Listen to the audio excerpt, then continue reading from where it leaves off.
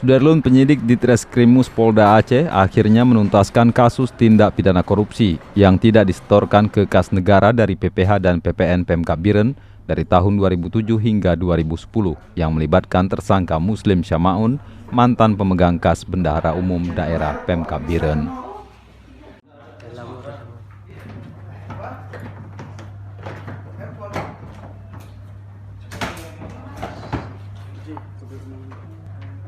Dengan pengungkapan kasus korupsi itu, Polda Aceh berhasil menyelamatkan uang 4,1 miliar rupiah lebih dari rekening tersangka dengan total kerugian negara 27,6 miliar rupiah.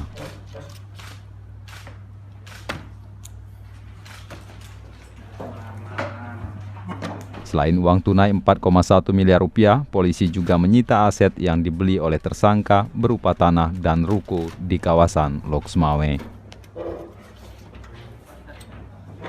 Dari Banda Aceh, M. Ansar, Serambi TV.